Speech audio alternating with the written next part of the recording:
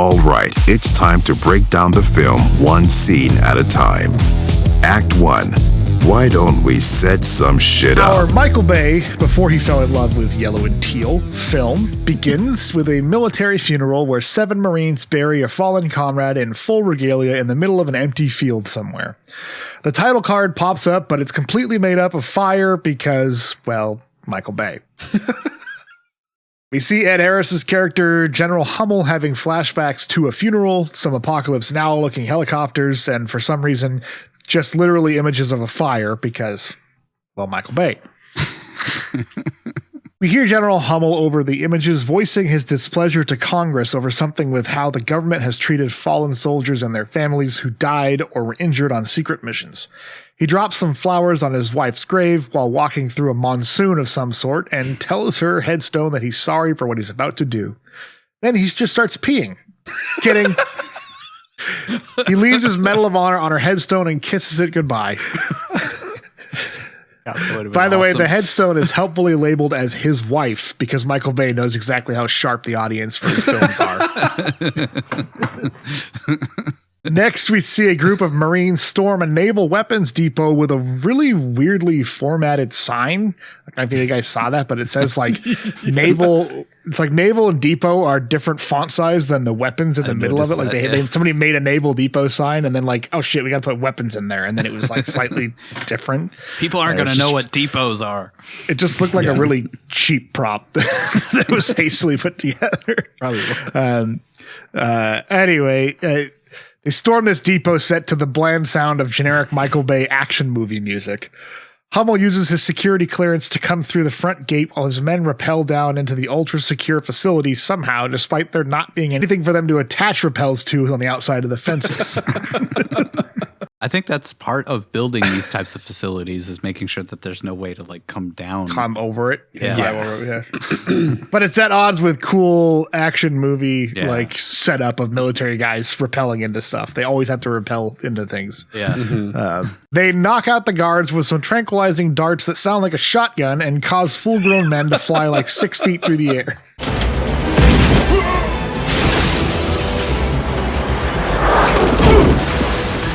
Suddenly, a stone-cold Steve Austin impersonator shows up, sporting a double tranquilizer guns, and takes out a couple of guys in seconds flat. Can I get a hell yeah? Hell yeah! I swear that Steve Austin guy gets killed like 4 times throughout the movie. Like, it's just every time they need a goon on screen. I feel like that guy is in a lot of movies just as a random goon. He is. It doesn't matter that in real life, tranquilizer darts take more than a millisecond to take the effect, but the scriptwriter puts his foot down and said, that's the bottom line because Stone Cold said so. And then crushes a beer. Like 20 more guards are taken out with apparently non-lethal force, even though I'm pretty sure a guard who fell 3 flights out of a tower and the guy bashed in the face so hard he does a backflip will probably feel that in the morning. Just give him the stone cold stunner. Yeah, it's great. He just like elbows the guy and he's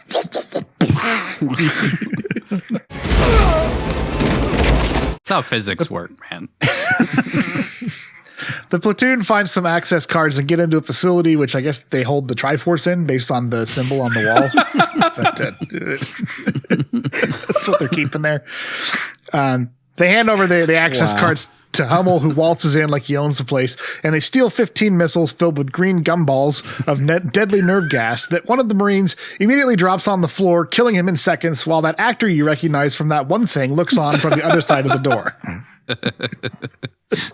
No idea what that guy's name is, but I've seen him in like a dozen different things. Yeah. Anyway, the green bath bomb turned him into a Cardassian.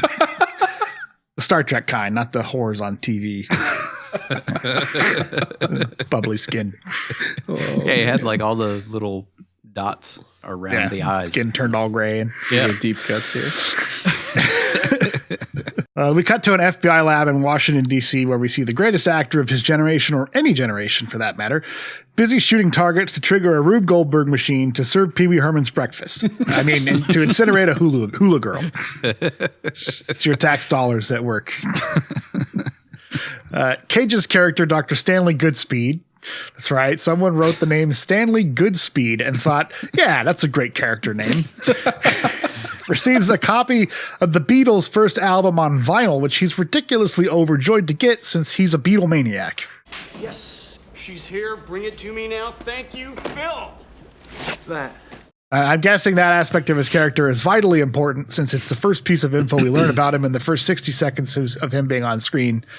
Maybe it'll show up again in the climax of the film or something, or maybe he'll just make an Elton John joke instead for some reason.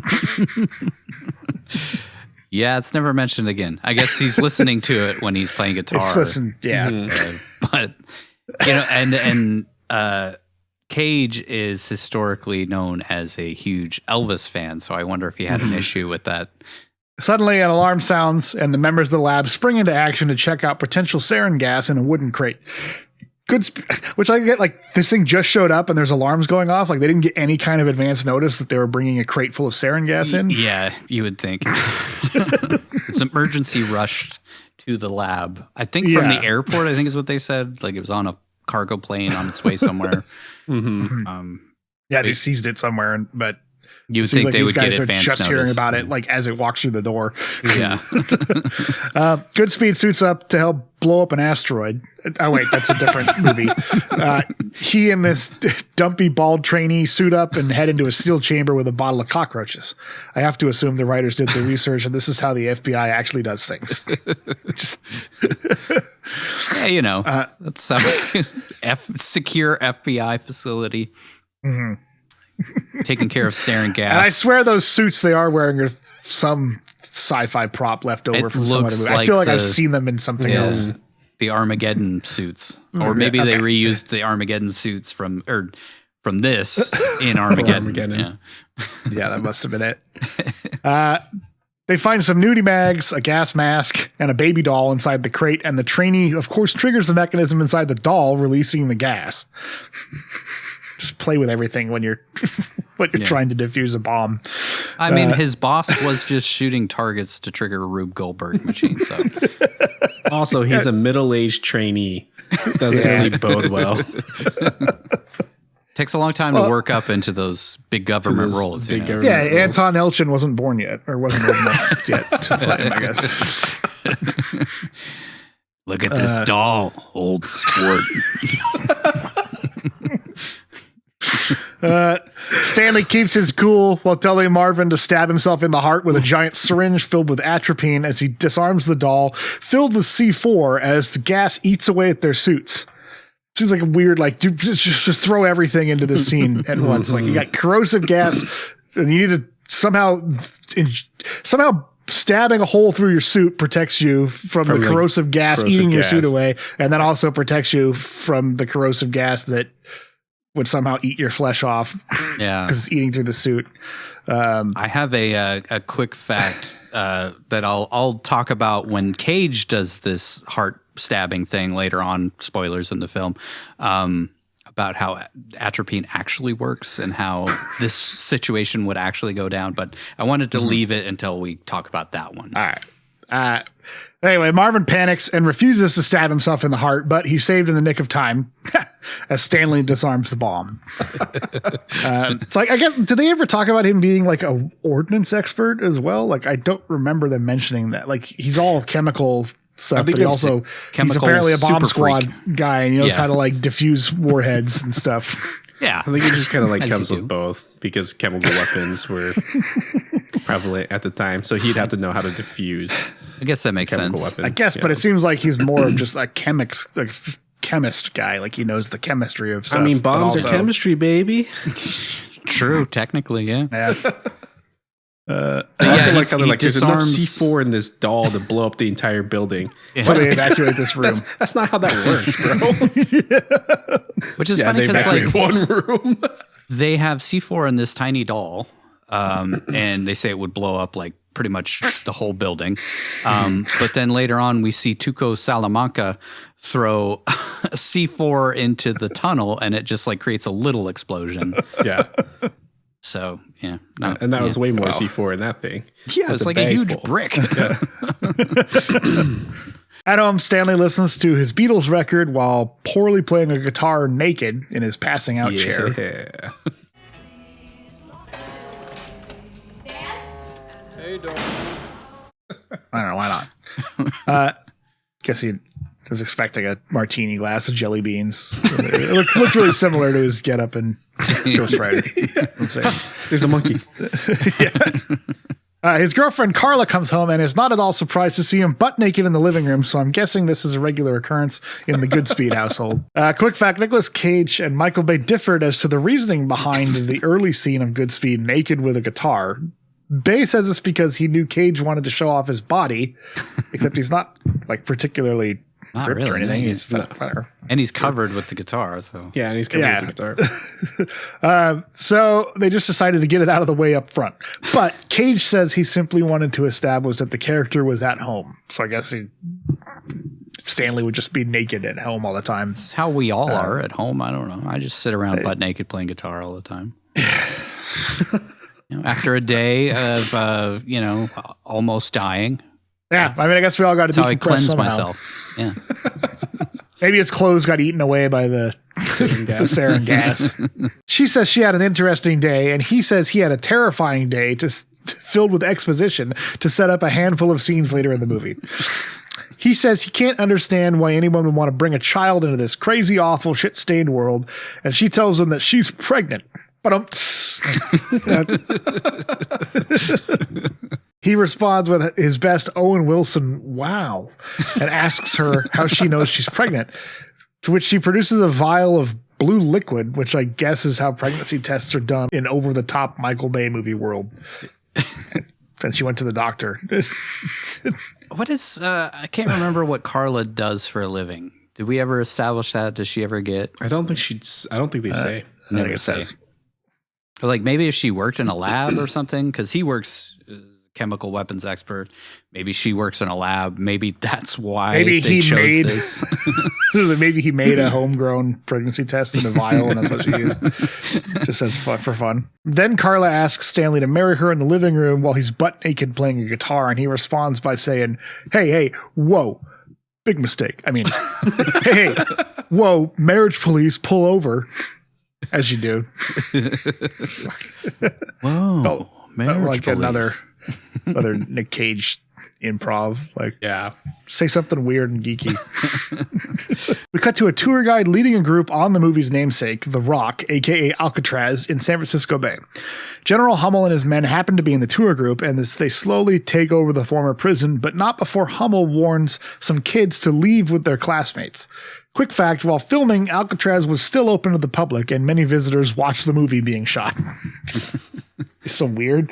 I wonder if like any of those people who were in that shot were actually just there for a tour, and they were like, "Hey, come join this thing. Sign these papers, and then we'll film you for a little bit." Yeah, You're going to be stuck there that'd be for a while. awesome. Yeah. A ranger named Bob locks the tourists in their cells as part of the tour, but Hummel's men show up and tell Bob the tour is over. And since this is a Michael Bay movie, our old pal Token Blackman shows up for a second to just say, What kind of fucked up tour is this? Then a few seconds later, we see Token Blackman's sister say, I got a goddamn gun. If I'd have known this was going to happen, I'd have brought my motherfucking gun. Oh boy. You know, I can't. I'm not sure if it was like a Bruckheimer trope or if it was a Michael Bay trope, because I feel like Bruckheimer did this first. Like just the comic relief are the gay characters and the characters of any race besides white. But Michael Bay has used it nonstop since his first film. definitely is showing its age. It is, in these films. definitely.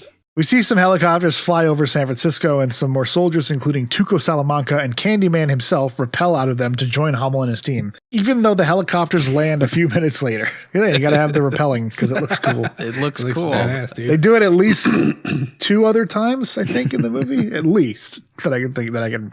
Why?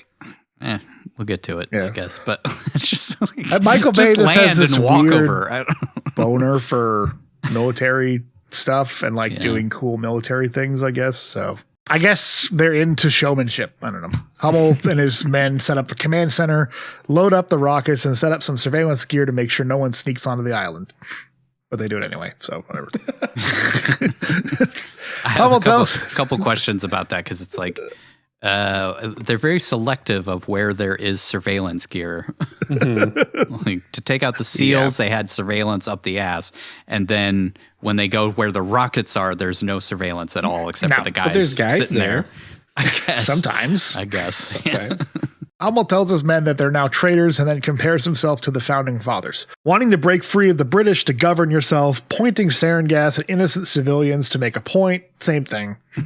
He promises they'll all get $1 million to live out their lives in a non-extradition country. Again, with the non-extradition country MacGuffin. He gives a passionate speech about how the lies about soldiers dying while on secret missions stops now, or he'll cause half the Bay Area to boil like lobsters and have their insides turned to mush like a true patriot.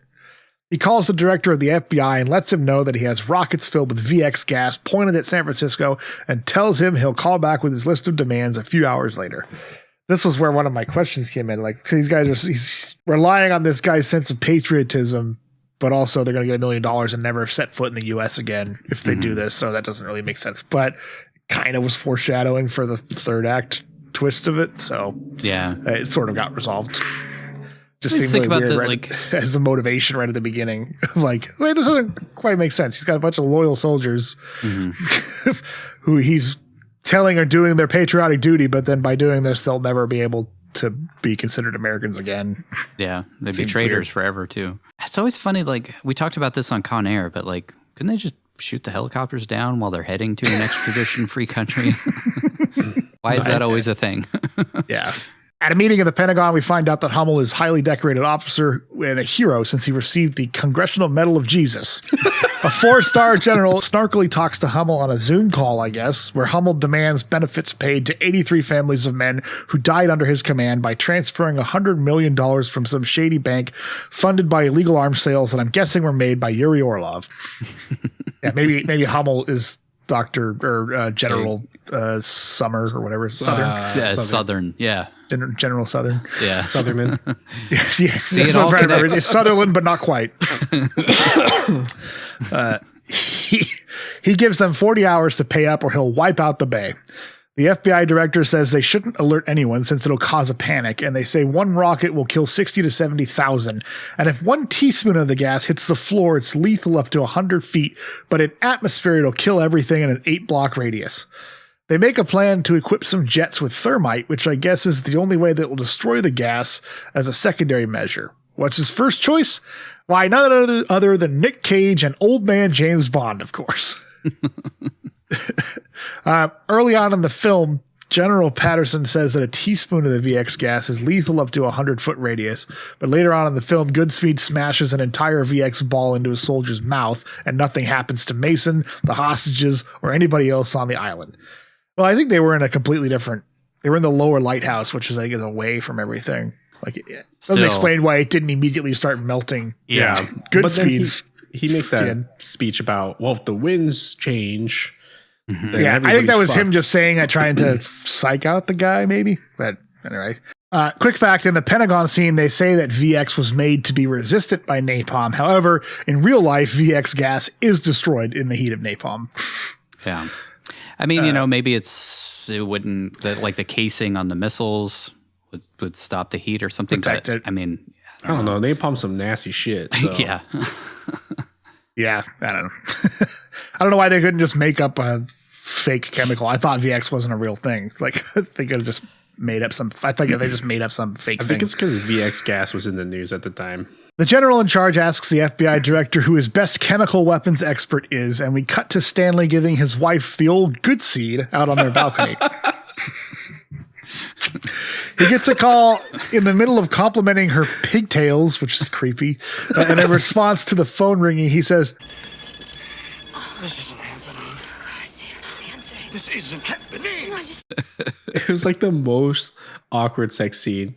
Number 2 to Deadfall. Yeah, Deadfall will always win, I think. But yeah, it was weird. He answers. No, it was and they're fully clothed. And they're fully clothed. Point out in a second. Yeah, he was naked in the last scene, but now he's fully clothed. And they're up on their roof. As you do, DC, it's hard to see tops of roofs. That's their kink. And there's like a bridge right across from them. He answers the phone with little Stanley still poking his baby in the head and says he'll meet some fellow FBI agents downstairs in 10 minutes. He hangs up and tells Carla he has to go to San Francisco, and when she gets upset that he's leaving, he invites her to come with him. Their whole relationship is so stupid. Like, why does she get so upset with him when she knows he works for the FBI as a chemical weapons expert? He's probably going to be called away at any point to go do dangerous shit. Woman. And why is he okay with her going with him when he knows he's probably? I mean, he says it's going to be a training exercise, blah blah blah. But who knows? Maybe it's not. He almost just got blown up. Yeah, like that day. That's my issue with it. Is like he just went through this horrifying situation. But he's like, just come along. Like I get sent on these training missions all the time. So everybody knows you can't have back-to-back bad things happen. But I think it's like, why? It's just because she's a woman in a Michael Bay movie, so she's irrational. But that's 100% why she reacts that way. It's because that's how Michael Bay perceives women. Yeah, and as we just said, like she has no backstory. We don't flesh out her character at all. She's just Nick Cage's girl who's having a baby. Who's having a baby. That's about it. That's about all we get. He says he's sure it's just a training exercise, and then he agrees to marry her. Then she gets off his lap, and we can see they're both fully clothed. We cut to Nick's Deadfall co-star and the default military guy of the 90s, Michael Biehn, who makes a plan to infiltrate the prison, but the catch is they need first-hand intelligence of the tunnel system under Alcatraz, because I guess a bunch of Navy SEALs couldn't figure out how to infiltrate a tunnel system if given enough. I guess they didn't have enough time. They only had what? And the blueprints have changed because they've done so many remodels. Yet the guy that escaped 30 years ago still knows it because down there hasn't changed at all. Anyways, and they have all this like image mapping with like sonar and shit. They're tracking them in real time. Yeah, and they can't real map time. The tunnels out. Yeah. Suddenly, legendary character actor Philip Baker Hall, a.k.a. Bookman from Seinfeld, pipes up and says that he might know a guy. He and the FBI director tells us through exposition that once upon a time, an SAS British operative managed to escape from Alcatraz. I mean, he wouldn't have been SAS at the time if he's working for the intelligence. What? Right? He what? I said he wouldn't have been SAS at the time. Well, he would have been if he was undercover, and they wouldn't. They even say that the British government disavowed all knowledge of him when he was captured, so that would make sense if he was a 00 agent.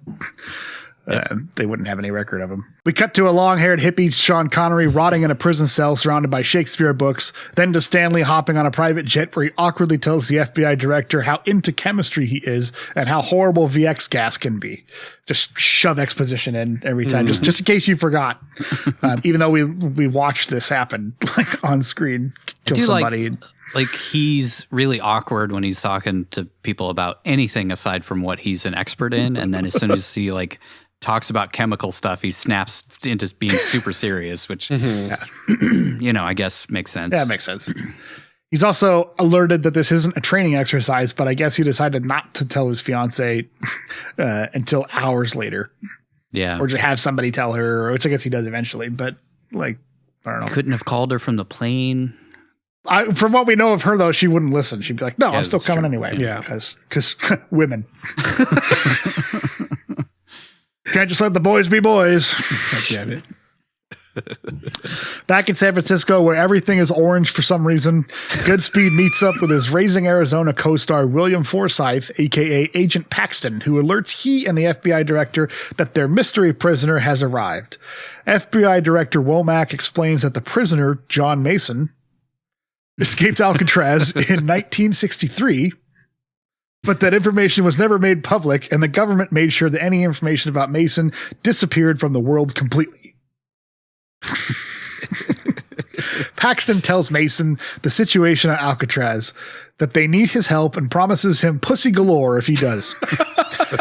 Mason compares himself to Alcmenes, who is imprisoned by a king in ancient Greece. Stanley knows exactly what he's talking about because he's a huge dweeb, which perks Womack's interest, so he sends him in to talk to Mason when Paxton's method of calling Mason Pops and saying it'd be good for him to get out of jail while his penis still works doesn't elicit the response they're hoping for. It's funny because like Womack like tells him like that shit's not going to work on this guy, and then he just goes right to that. Yeah. Goodspeed introduces himself by saying "Hiya," or is it "Hi"?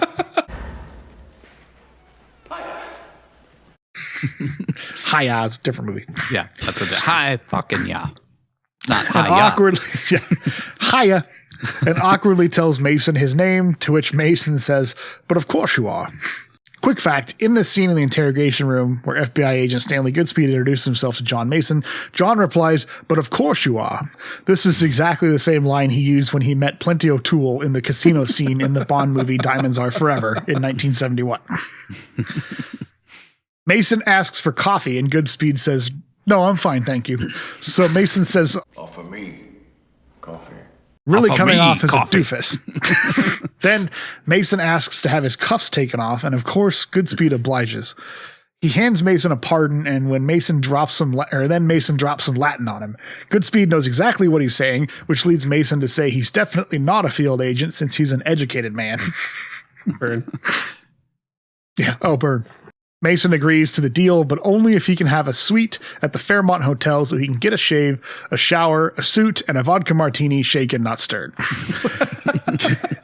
Goodspeed suggests a haircut as well, since he looks like he's headed to the train and off to train a Highlander. I wonder if when did Highlander happen? Because he had the long hair. I almost wonder if that was actually Sean Connery's hair at the It was time. early 90s, right?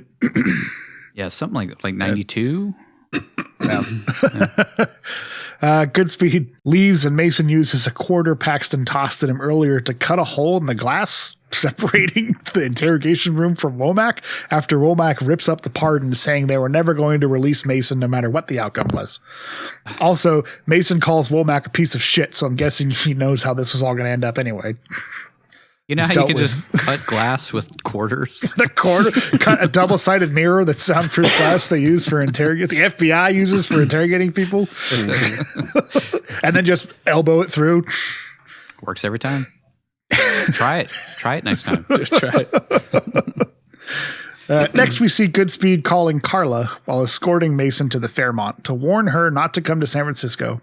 But she answers and says, "Like hell, I'm not coming." So I guess her chemical weapons expert future husband warning her not to go somewhere he was just taken in an emergency fashion the day after nearly dying wasn't a clear indicator that she'll be in danger if she shows up. Mason then creepily leans forward and asks, Who's Carla? Why don't you want her to come to San Francisco? and when Goodspeed says he doesn't need to know, Mason barks at him. Watch it, bites. It's just a weirdly continuing trend we've discovered in these Cage movies that people like to bark at him out of nowhere. I almost wonder, like, is that where the barking came from in Bringing Out the Dead? Was they were like, oh, let's homage The Rock. Act 2. It's about time we had some conflict, wouldn't you say? At the Fairmont, Goodspeed asked for a gun since he left his in his sock drawer at home. So Guy calls him a chemical freak. Patrick, as a resident of the Bay Area, I'm sure you can attest there are a lot of chemical freaks in the city. And I would bet you can understand the hostility here. Yeah, lots of fentanyl. Fentanyl, crack, heroin, chemicals. Goodspeed says he's a chemical super freak, actually, but he still needs a gun, so the guy gives him his gun. It kind of seems like the actual FBI field agent would need it more, but what the fuck do I know? I don't know. Does he have like a backup somewhere? He just Probably in his ankle. If 90s Like they action don't- comes to taught me yeah. anything, ankle holster. They don't have an extra gun anywhere they could give him. The guy gives Yeah. him his own. His own gun. His gun. His issued gun. Yeah, exactly. Just hands it over. Right. Yeah, right. Isn't that registered to him? So if anybody, Yes. you never give it up to somebody else. Logic in these these Michael Bay movies. We see Mason washing his succulent Scottish body while horribly singing the 60s tune San Francisco. You all know it. If you're going to San Francisco, be sure to wear flowers in your hair. That's exactly how he sounds when he sings it. I know. He's not even like trying at all. Just like he never tries to not do his Scottish accent. He's never going to actually try to sing. San Francisco. Don't forget to wear flowers in your hair. Meanwhile, Mason calls for room service and pulls an inch-long piece of rope from the wall, but I guess the agents watching him shower didn't notice that. They were too busy fapping. I know I was. Like, they don't hear him talking to room service. They were just overhearing him singing. I don't know. Why is there a phone right next to the bathtub? You never know when you're going to need to call room service.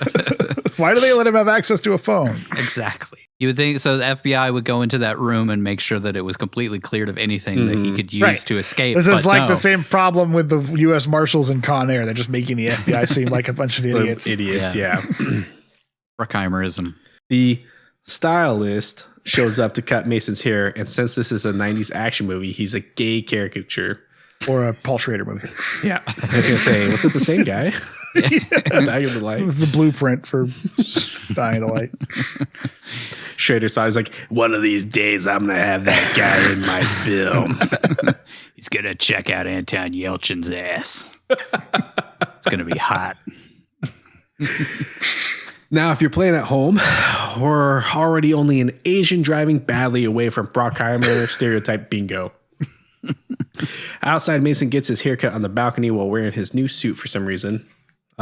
Just they didn't even cover it all the way with the apron, so he's in for a real itchy day.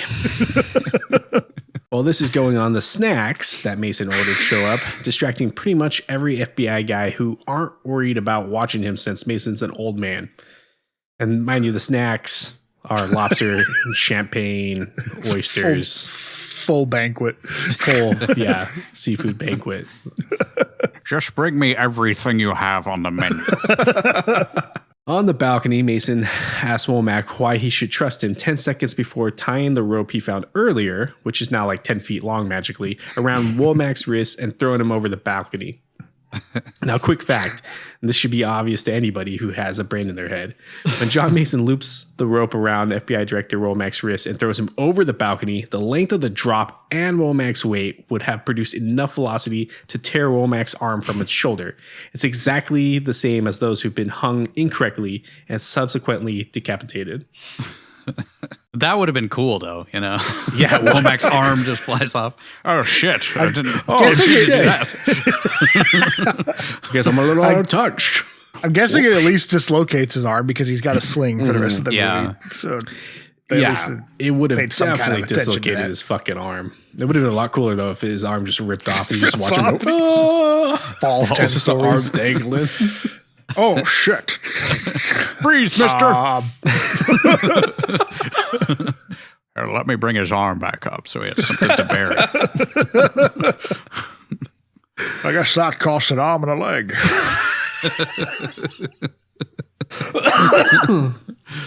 Oh, God. Pity. Goodspeed's reaction is to say, Freeze, mister! and pull the gun he just got on him. Mason tells him to drop the gun or he'll drop Womack, and Goodspeed says, You will not. in a very cagey way. It's more like, you will not! This is like a blueprint for all his cagey action dialogue in the future. Like he's really they were fleshing going for himself like out there. him being just really scared and out of his element in that scene, Yeah. but it's just a really weird delivery on everything he says. The whole time this is going on, the FBI guys don't hear a thing, and they only notice after Mason ties the rope to a chair and Goodspeed screams for help. They come to help, and Goodspeed takes off after Mason to the same music from Pirates of the Caribbean for some reason, while Mason takes the elevator with the gay hairstylist who tells him he just wants to know if Mason is happy with his haircut. Hilarious. Just hilarious. Yeah, you can tell this is something that Zimmer recycled a few years later. Yeah. Hey, I it's mean, a pretty good action sounded movie. exactly the same, right? It was like the it's- exact It same. is. Slightly music. different. It's like if you're trying to do a royalty-free version of Yeah. it, like just to not catch copyright strikes.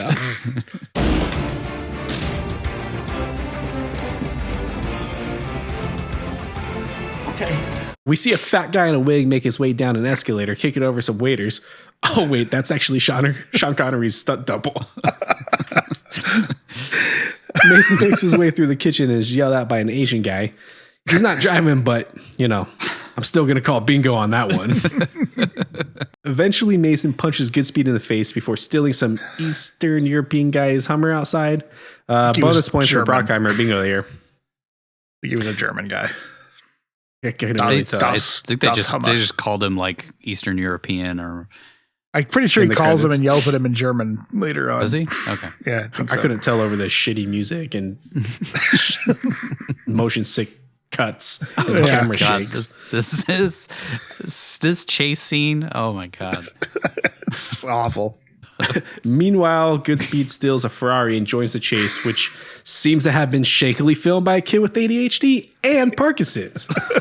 Like, how do you make a boring chase scene That usable? randomly You just shake zoom the in camera and zoom in. William Forsythe's face.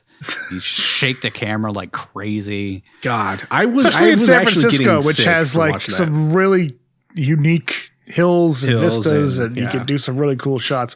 They even mentioned he's going like what do they say, 70 miles an hour? Yeah, 70 miles Which, an like, hour. anybody try to go 70 miles an hour anywhere inside San Francisco? You would think if you were making an action sequence in San Francisco, driving a chase scene, you would reference Bullet at some point. But no, it's just shake the camera as much as you possibly can. Zoom in on people's faces for no reason. It probably sounded a lot better on paper, and then when they went to film it, it just didn't. Something didn't work, and then they had to have that editor guy turn it into something watchable. Yeah. It requires a ton of permits to film in San Francisco, especially in these really expensive, affluent neighborhoods. So I get it. I also want to point out that until the very end of this chase scene, there's like no damage on either one of the vehicles on the Hummer or the Ferrari after the Hummer like smashes through a beetle and through a bunch of water on a water truck, and the Ferrari hits at least two cars and a telephone pole. There's We get no into damage on them. We get into that. And it's a Hummer, dude. I mean, come on. It's it's a They're Hummer, it's indestructible. Unless they're in the U.S. Army and they're over in Iraq. Michael Bay loves No Hummers sight. and Ferraris. Those are like his go-to in car Yeah, chases. really are. Or Porsches. Hey, man, if you got the budget to rent a Ferrari, you're going to put a Ferrari in your movie. Mason slams into every goddamn car in San Francisco, including a 60s love bug. Because those things are just everywhere in San Francisco. A water truck, a parking meter truck, and eventually a telephone pole to stop the cops pursuing him. All of which explode on impact because, of course they do. It's Michael Bay.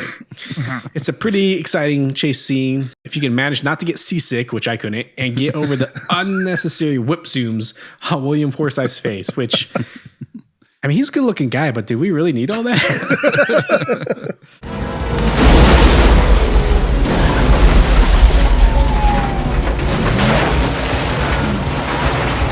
Guy's hitting every fucking thing in sight trying to block us. It's over the top. He's Why not even him? involved in the chase. I know. Like, why do they keep going back to him all the time? He's on the radio. He's directing cops to do I stuff. guess they probably paid him a lot of money, so they had to get their money's worth out of it. Yeah.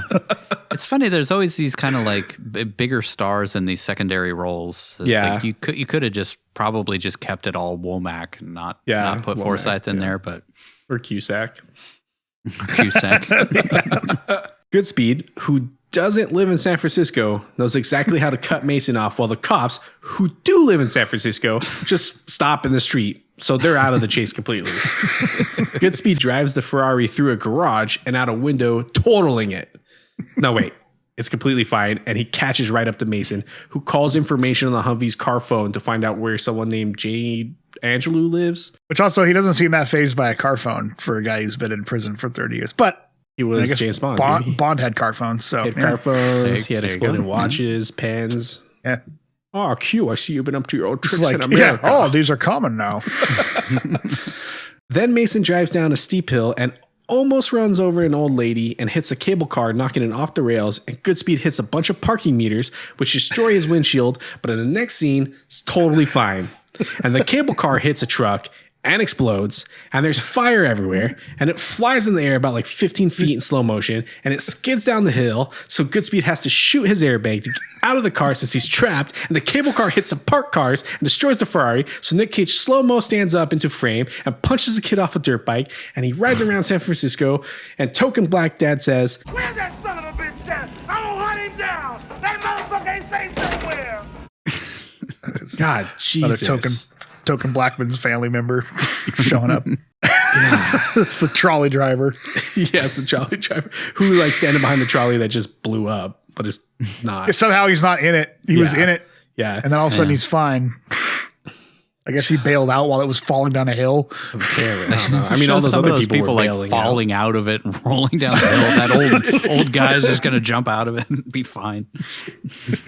Favorite part of that is just him like shooting the airbag, sort of, but like they kind of cut away. They do weird cuts so you can't tell what he's doing, but like he pulls his gun out.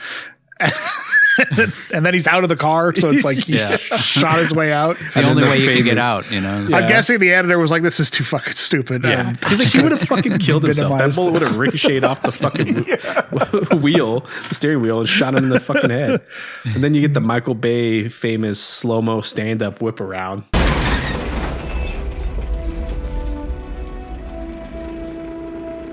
Yeah, no fucking reason. Stand into frame shots, man. Those are his things. And then he steals a bike. Motorbike though, so we don't get to watch him. He can actually ride one of those. I do love that when he's riding it, they do like cut. It is totally not Nick Cage. From a side shot, it's his stunt double, and it looks nothing like it. A couple of shots like that in there. Yeah. Godspeed calls the bald doofus we saw earlier and asks him to look up info about Mason. But of course, there's no info since he was wiped from history. Not sure why that guy was the person he decided to call, but I guess we'd have to pay a different actor if he called someone else who wasn't introduced as a trainee. Right. Yeah. And why would this guy in the chemical weapons lab at the FBI have clearance to look up prisoner transfers from 30 years ago? Yeah. I guess he would. They'd be investigating people as part of the chemical thing. If Maybe they were trying to trace suspects and stuff. I mean, I don't know why the trainee. Why don't you just call his boss or somebody who actually knows how to do their job? Because his boss won't tell him anything. Womack. I mean, I guess Marvin, the bald guy, needed more lines so that he wouldn't be wasted on the amount of money they had to give him. We're paying him scale. We gotta get something out of it. It was in the same set. They probably just filmed it when they filmed the other scene. Eventually, the bald guy finds a record with no name on it, but has a next of kin with the name Jade Angelou, which definitely seems like something they redacted. They would have redacted, given the fact that they wiped him off. But you know what? He's got to be able to find Mason. So, also, this record is from like 1976 somehow. It still has her current address on it, which leads Godspeed to stop out in front of her car. Which leads keep calling Goodspeed. him Godspeed. I know. It's foreshadowing. It's foreshadowing. Also, this record from 1976 somehow has her current address on it. So Goodspeed stops out in front and tries to be inconspicuous on a loud as hell dirt bike. He follows Jade and a friend to the Palace of Fine Arts where he sees that she's meeting with Mason. Turns out she's his daughter, and they have a nice chit chat about him never being there for her since he was in prison for her whole life, but he wants to reconnect since she's almost the only evidence that he exists. Goodspeed calls in the feds, but it's nice enough to wait till Mason is finished and pretends that Mason is helping the FBI resolve a dangerous situation so as not to make his daughter think even less of him. Mason thanks him, and Goodspeed says he was almost killed twice. His jaw hurts like hell. What do you say we cut the chit-chat? A-hole! Then Weird Womack tonal shift from him doing him a solid in the same scene with his daughter. He's just unstable. I think I like the fact that he doesn't know how to control his emotions, and he just have like these random bursts like that, like the butthole and all that shit. Yeah. I think this is kind of the moment where Mason decides that Goodspeed isn't that bad of a guy. Yeah. Decides to help him eventually, you know. Yeah.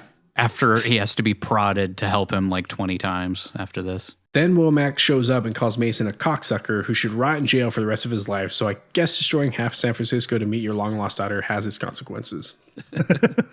Lucky that she nor her mom ever moved in all those years, but I guess with the cost of living in San Francisco, you'd be a fool to walk away from that kind of locked-in rent thanks to rent control. See some people who are still paying like $600 a month for their apartments because they got locked into the... and they're still alive. Yeah, they're still alive. And yeah. It can only increase a certain amount, after a certain amount of time. So smart. I wouldn't walk away from that house either.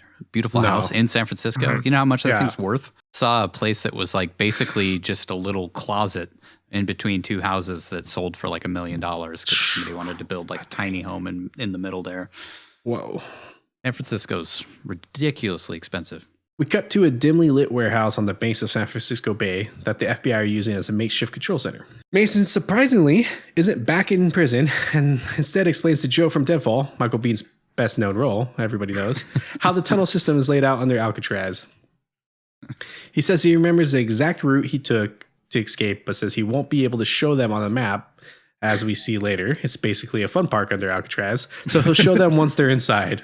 Womack says there's no way in hell he's letting Mason go along, but reluctantly agrees when he realizes it might be their only shot at stopping the other half of San Francisco that wasn't destroyed during Mason's car chase from being wiped out by VX gas. Goodspeed tells Michael Biehn, aka Commander Anderson, where the poison is on the island, thanks to infrared surveillance photos that apparently missed 3 rockets. And Anderson suggests he come along since there's no time for Goodspeed to teach his men how to disarm them. And he says, "The Joker's wild, baby." Mama. Mama. It's a good point, though. They're like, why couldn't they have used those infrared images to figure out how to get into the prison? Yeah. Yeah. Also, why couldn't they have brought in just a dummy warhead and have Goodspeed just show the SEALs how to disarm it? There's no time. It looks no time. It looks like he did it. He did it with a screwdriver. Pulls it out. Just pulls out out a chip. Puts it back in. Really time. You think they wouldn't These have highly trained access to it? SEALs don't have the capability. But they have of time learning. to set up the experimental napalm stuff and load that onto a bunch of jets to use later. Yeah. It's a Michael Bay movie. It's like, why would you train astronauts to be oil drillers when you could just send oil drillers up in his face and make them astronauts? Exactly. Exactly. Quick fact. Some of the Navy SEALs in the movie were played by real Navy SEAls. Michael Biehn, who played Navy SEALs or some variation thereof on multiple occasions, apparently grew unsure of himself while acting for the first time here against real SEAls. He told Michael Bay he was freezing up pretending to be the leader in front of them, as well as in Sean Connery's presence. Pretty funny. Can't say I blame him. Yeah. You know what's funny though is like the SEAL community jokingly says that he's like an honorary SEAL because of how many times he's played Navy SEAls. How many times? Yeah, I'm sure a lot of them were pretty Navy starstruck SEAls, with him right? too. He was in that. Which one? Navy SEAls, wasn't he in that? With Charlie Sheen. Yep. Yeah, and then The Rock. There was another. I mean, he was a Marine in movie. Aliens. Yeah, he was in Aliens. Basically, space. He was a space marine. SEAls. Yeah. Space SEAls. Yeah. Yeah. Yeah, he's played a SEAL, I think, like 3 or 4 times. Yeah. So they joke like he's honorary SEAL. Which is, well, actually, so another fun quick fact is one of the SEAls in real SEAls in that scene was actually like one of the founders of SEAL Team 6. Well, like he got recruited to be one of the first people in that organization. And he then also helped like coordinate stunts for Con Air, apparently. Guess Brockheimer liked him. And Osama bin Laden didn't. Damn it, now we have to put up a fun fact about Osama bin Laden on the stupid YouTube video or we'll get flagged as misinformation. What, that he was killed by SEAL Team 6? I think everybody knows that. Yeah. Allegedly. Just like they landed on the moon. Allegedly. All right. Back to the show. Living with GW in Texas somewhere. That's a buddy Living on his ranch. They're going to do like somewhere. an Odd Couple parody of that. Osama. All You right. drink all the milk? Did you record over my Sesame Streets? was looking forward to seeing what Ernie was going to learn this week. Son of a bitch. Okay. Why is there a goat in the living room?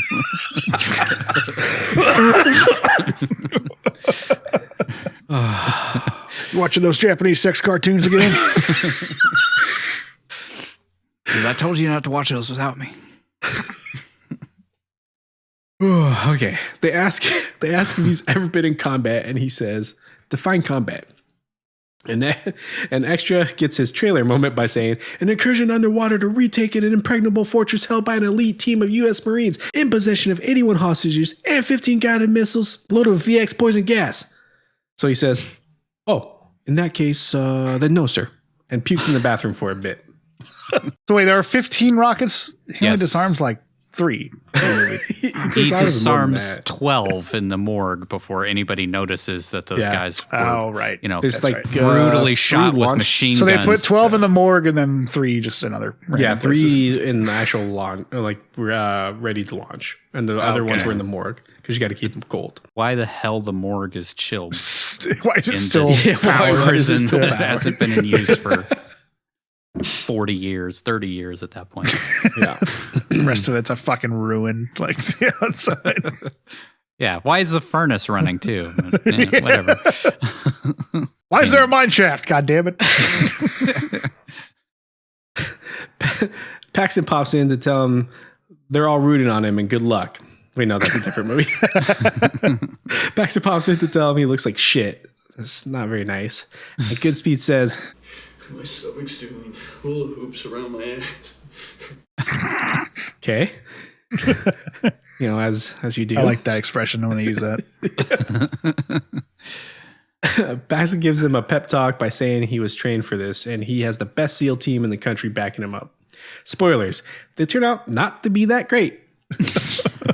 Paxton tells him he'll send for Clara, so sorry. Paxton tells him he'll send for Clara so she can be closer to ground zero. Clara? That's a name. That's Carla. Clara? It's not Dostoevsky. It's a little easier. Clara.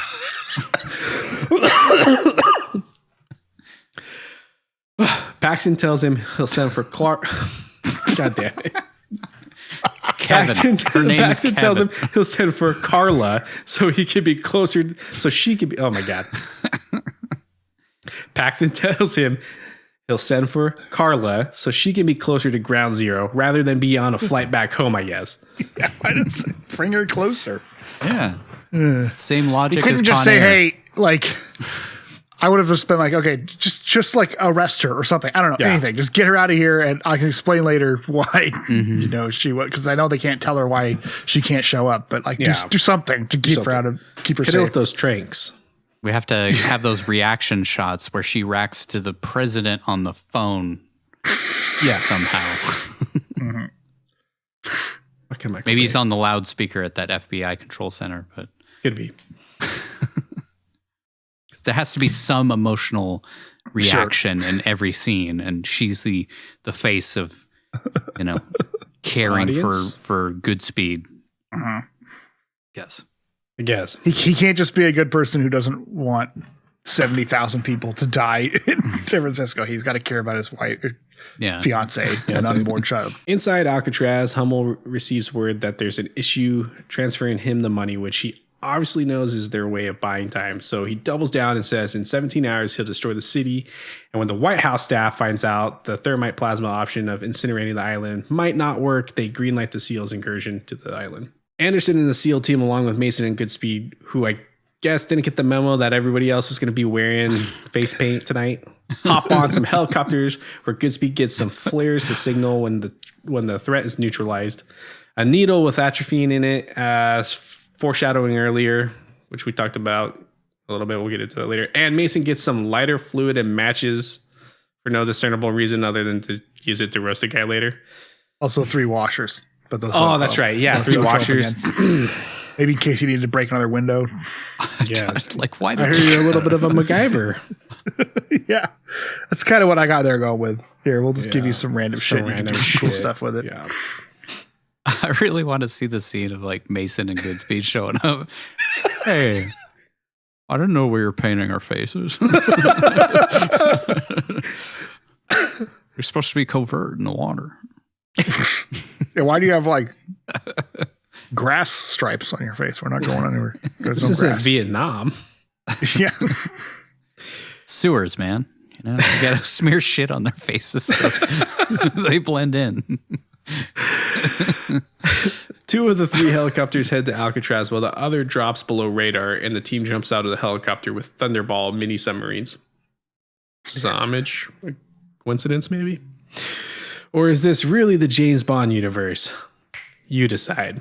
Why didn't they just take submersibles the whole time? Well, yeah, I mean, you would have just try and come in covert. Why fly over with choppers at all? Which alerts that. Anyway, yeah. I'll say, so from the shore of San Francisco to Alcatraz, it's a mile, maybe. Yeah. I mean, I actually just watched the Unsolved Mysteries where they had a guy swim from Alcatraz to the shore to see if those guys who did it back in the 60s could have survived or whatever. Mm-hmm. And yeah, it's like right there. It's not that far. Yeah. But like the currents and then like the great whites. Yeah, the currents are bad.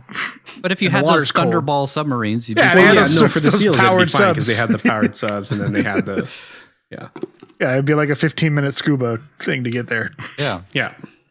Well, whatever. They got a helicopter budget and they got to use it, goddammit. Also, there's another shot of people rappelling in here. Once the choppers are coming in, these guys rappel off, like some of Hummel's guys rappel off of a lighthouse or something for no reason at all.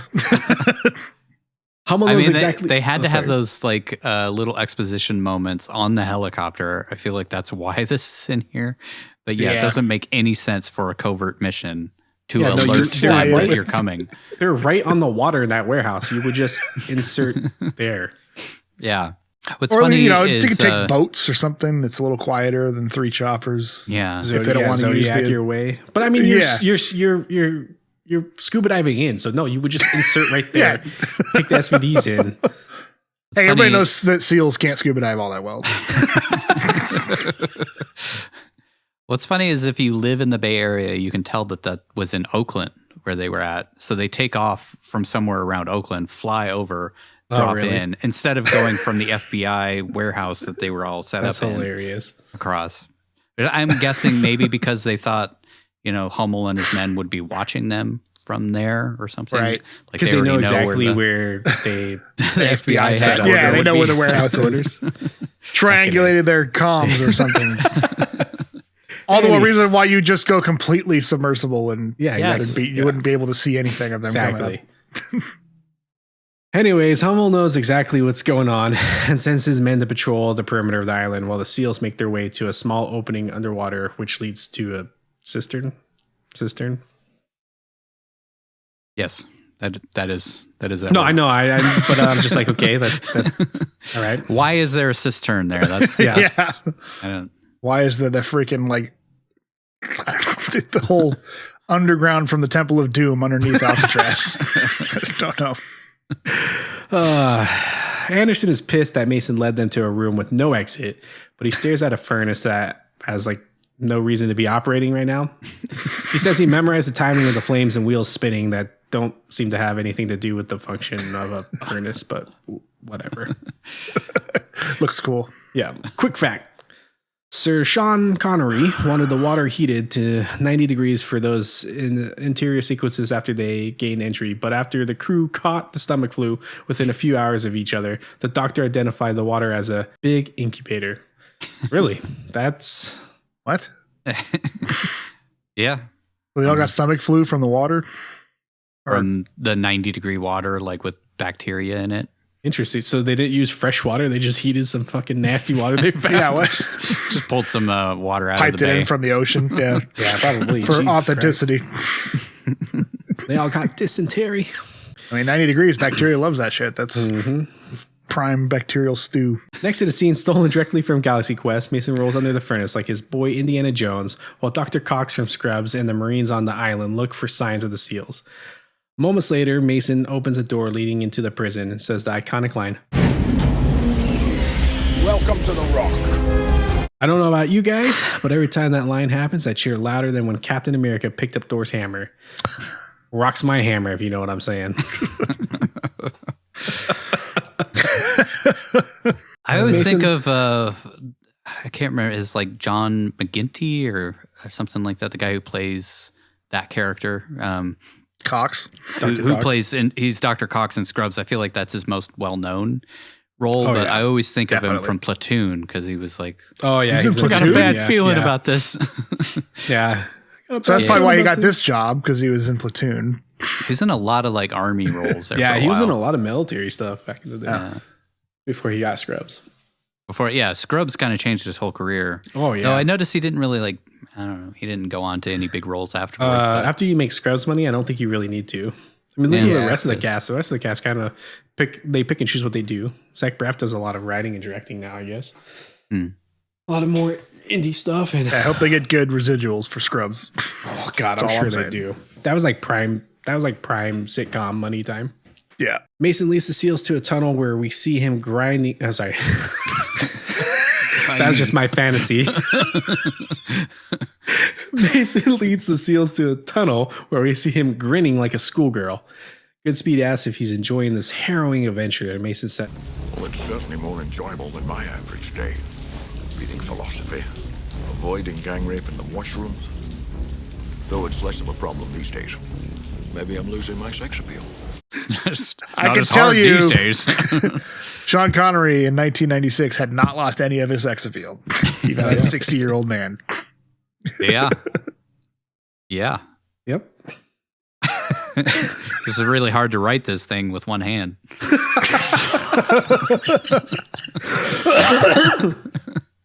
Suddenly, Tuco Salamanca detects seismic activity in one of the storm grates. Take.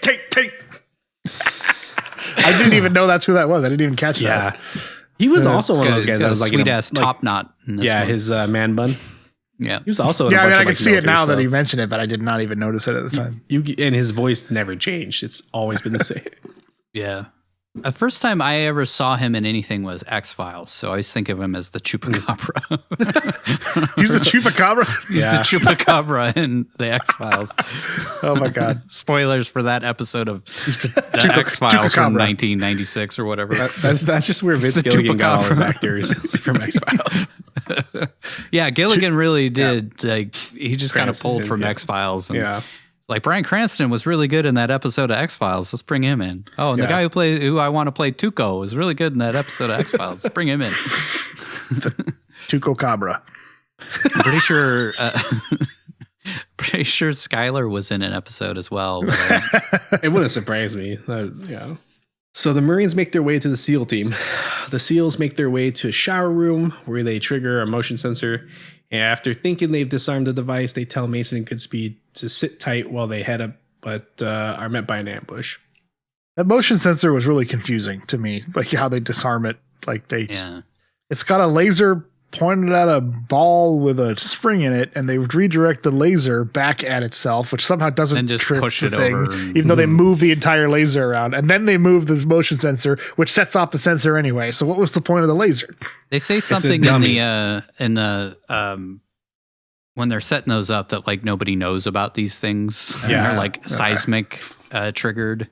Yeah, so any kind of like movement. It's to make you think the laser's the tripwire, but it's actually the sensor. Okay. Which that makes sense. Feel like is more realistic than the laser. It feels like they reverse wrote that scene. Like they were like, we need a way for the SEALs to trip an alarm coming in, but the SEALs are so good they wouldn't trip an alarm coming in. So we need to have an alarm that they think they disarmed, but then the alarm's actually got to go off anyway. Yeah. Yep. You'd think they would know all about that stuff since they're, the SEAls. Yeah. It doesn't seem like the Marines would know about something before the SEAls would know about it. And you assume like these are SEAL Team 6 guys since they're the best of the best. And they're operating within the United States, which is illegal. And they're led by Michael Biehn. Fuck yeah. It's the ultimate vote of confidence. Sorry, I was just thinking about his ass in Deadfall. Pasty thing. Hummel and the Marines tell them to drop their weapons and try to talk the SEALs to switching sides. Anderson says he agrees with Hummel, but can't allow him to kill innocent people. And for the first time, we see that Hummel is conflicted with what he's decided to do. Anderson tries to reason with the Marines to lay down their weapons, but things quickly get heated after some rocks fall off a ledge and both sides open fire. And the SEALs are quickly massacred while Mason and Goodspeed helplessly listen from below. With the mission lost, Mason takes off with a machine gun and Goodspeed follows after him. The scene's so cheesy. I hate it. It's cringy. So, like, they really overrode it to the point where, like, we got to have this friendly fire incident, but, like, nobody's really the bad guy or to blame. And we got to, like, make it really melodramatic. And it just, it's... Yeah. I think this was, designed to make it, to set up the seeds of Hummel deciding not to go through with things. Though, it just makes him seem like a really bad leader, though, because like he can't even control his men in here, and he's like telling them to cease fire, but they're not listening to him, and he just lets this whole thing go sideways. They're all like real hotheads. I mean, for the most part, they're all kind of hotheads, and you would think that he would not have chosen those kinds of soldiers, but at the same time, maybe those are the only soldiers that would just go along with this kind of plan. Yeah, and also it seems like he knew this was a possibility because they set up the sensors to track it, but he still wasn't prepared for the possibility of having to shoot a bunch of soldiers who go in to stop them. It just makes him seem really incompetent. Yeah. I think he thought maybe they would lay down their arms and then he would just take them. I mean, I guess later he says, I called their bluff. I bluffed and they called it. So maybe he wasn't expecting this to happen. Yeah, maybe the way it did. But I don't know. It seems like a weird lapse of judgment for a guy they set up as like the most decorated war hero. Most military brilliant leader. Tactician in Vietnam. Yep. Well, back upstairs, Hummel is horrified by what has happened, but he grabs a camera off one of the SEALs' bodies and tells Womack they made a terrible mistake, which caused more of their brothers to die in vain. When they realize Mason and Goodspeed are the only ones who live, Womack tells Paxton that John Mason was a British operative who stole some microfilm from J. Edgar Hoover containing a bunch of top secret information. Mason refuses to disclose the location of the microfilm, so they kept him in jail his entire life since he knew too much, but now he's the only hope they've got. Like, it's just really stupid to throw in the alien landing at Roswell. Casually confirm that aliens actually landed in this universe. Yeah. This Michael Bay reality. Aliens exist. Well, 100%. The aliens he's talking about clearly are the Transformers. And they sent an asteroid at the Earth, man. We cut back to Goodspeed trying to talk Mason into helping him, but when Mason refuses, Stanley pulls his gun and says, All right, you want to play tough? You want to play tough with me? Okay, FBI, free sucker! And tells Mason to throw down. Then he says, I am an FBI agent. But Mason points out that his safety is on and takes his gun. The way that he's been throughout this whole movie reminded me of Keanu in Point Break. I am an FBI agent. Goodspeed comes clean that he's not a field agent. Couldn't be more obvious here. And begs Mason to help him disarm the missiles since his girl and unborn child, as well as Mason's daughter, are still in jeopardy. And he's basically helpless against the Marines. I don't think basically like he is helpless against these Marines. Well, it's really convenient for the plot that Mason's daughter lives in San Francisco, where all this is taking place. Yeah. Convenient. I mean, I guess if you it would make sense if he escaped out of Alcatraz, and then went and banged some local chick at a Led Zeppelin concert. Yeah. Yep. Hummel and his men discover SEAL's radio and weapon are missing, so they track down Mason and Goodspeed, who they can overhear talking from like a mile away. Tuco chucks some C4 into the tunnel they're in, and before running off says, "A little trick Heisenberg taught me, biatch." And then the Marines throw another bomb in the tunnel, which causes a fireball to engulf every square inch of the sewer system. But so I had questions about like what the hell was that second bomb? Because the first bomb was C4. Yeah. Looked like a brick of C4, which, as we saw in Die Hard, should have exploded bigger than what it did. And then the second one was like some old like fire canister thing or something. It's like a bomb they made out of a gas can. So it's just some incendiary. But it's supposed to like light up the sewer fumes in the sewer, but I thought it was just rain or seawater runoff. I don't know. Yeah, it's more like seawater. It's not like sewer. Up until now, like there wouldn't be any. I don't know.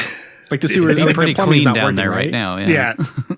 Anyways, we're thinking. It'd Once been again, too we're long. thinking It too would much. been way too long since there'd been an explosion on the screen. I mean, the last one we got was what the trolley getting thrown up in the air. Yeah, true. Yeah. Well, thankfully, Mason and Goodspeed survived by diving under like an inch of water. This works every time. If I learned anything from action movies, it's the safest way to survive an explosion above you if you're anywhere near water. Yeah. After realizing he doesn't exactly have any other choice, Mason finally agrees to help Goodspeed disarm the bombs. It would have been funny though if there was like a turd that floated in between them. Oh yeah, so it is sewer. So there must be gases down there. Act 3, The Resolution. Mason leads Stanley through the oldest part of Alcatraz and asks him if he knew it was a Civil War fort. But Goodspeed says, You know, I like history too, and maybe when this is all over, you and I can stop by the souvenir shop together. But right now, I want to find some rockets.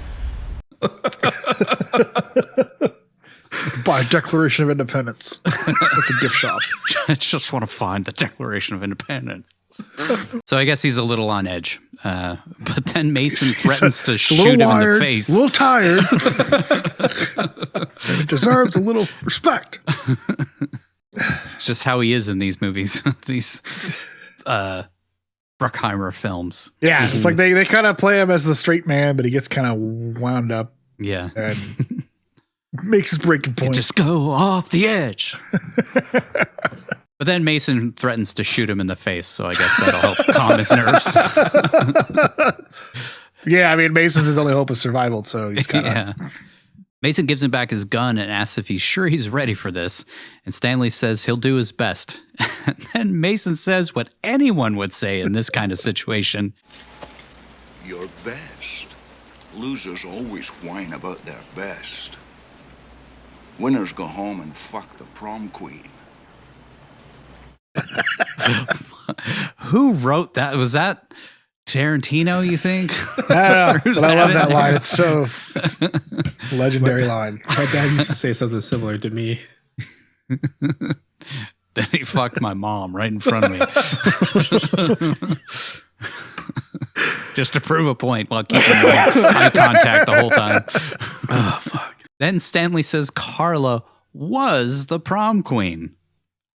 So I guess he's ready to get this over with so he can go say hiya to her a-hole. I don't know what we're supposed to take away from that line. Like, nut up. Because he's a winner. Score one for nerdy guys, I guess. I guess, yeah. Yes, I don't know, dude. It is iconic, weirdly. But at the same time, it's the like, Sean Connery part's what the iconic, hell? but the follow up is weird. Yeah. Like we're supposed to. I mean, the iconic that scene is iconic. I don't know. Whatever. The prom queen. Sure. I always thought that line was from Finding Forrester. Because I had forgotten it was from The Rock. Just seems fit better in the "You're the Man Now, Dog" movie. Do British schools have proms? I wondered that too. I don't think probably so. not. They have what do they have in Hollywood? Probably not in the 60s when, or I guess the 40s when he would have been in high school. Yeah.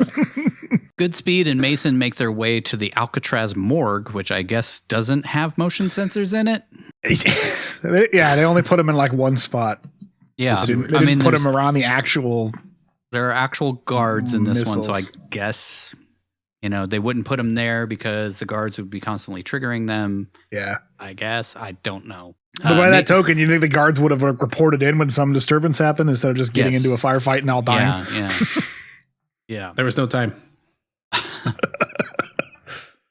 Mason spots Goldberg or Steve Austin chilling by a rocket and tosses a knife into his throat before saying, "You must never hesitate." It's just such a weird, everything just kind of drops and he just says that line. Yeah.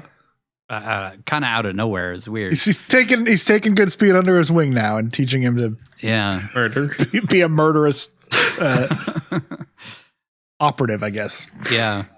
I think, I'm pretty sure I say it in here, but I think it was to like set up that Mason needs, or that Goodspeed needs to stab himself in the heart like immediately. Like he can't hesitate. He has to just do it right away. You must never hesitate. But except Mason or Goodspeed already knows that because he knows the atropine and yeah.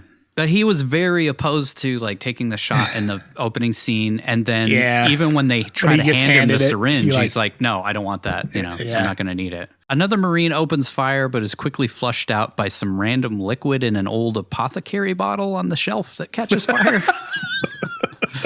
Lucky they just kept that flammable liquid up there all these years since the 60s. Formaldehyde, incredibly flammable. I guess, it is the morgue, huh? Why is that there?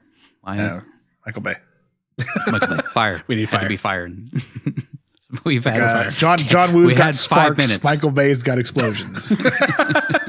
Their signatures. Touche. Stanley tells Mason to stop shooting towards the rocket. So John shoots the bad guy in the feet and then drops an air conditioner on his head. Where is everyone else while this is going on? They don't hear it.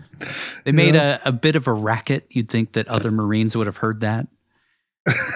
Maybe they just thought they were hearing Oakland off in the distance. Yeah. Oakland's really popping off tonight. Must have won a game or something.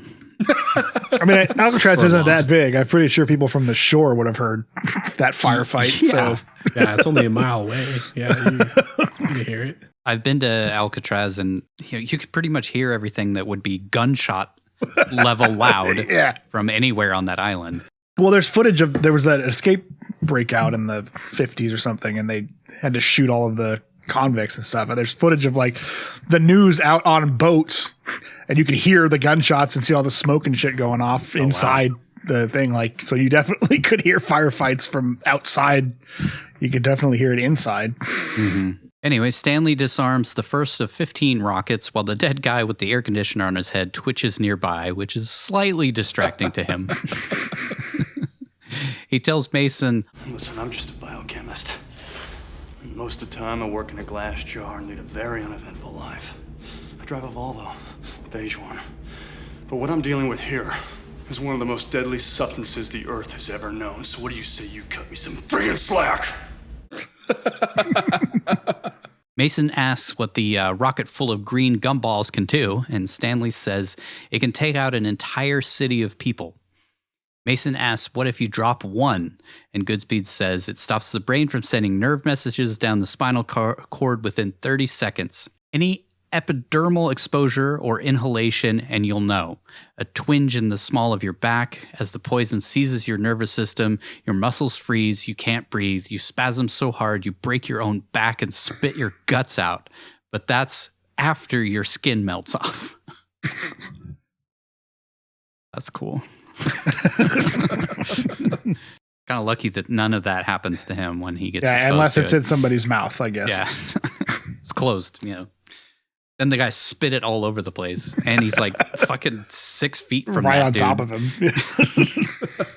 He removes the guidance system chip from the rocket so it won't make it more than 500 feet. So I guess he's just cool with killing every animal in the bay. Right. Like Piece of them shit. falling in the water doesn't cause any kind of ecological disaster. Yeah. There is that one rocket that splashes in the bay, and I'm like, oh, that's going to cause some problems. Hummel is alerted that the team in the morgue hasn't checked in.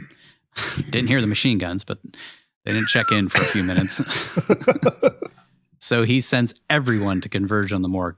Goodspeed manages to disable all but 3 rockets before they're forced to leave through a laundry chute or body chute that happens to lead to some old mining carts below ground.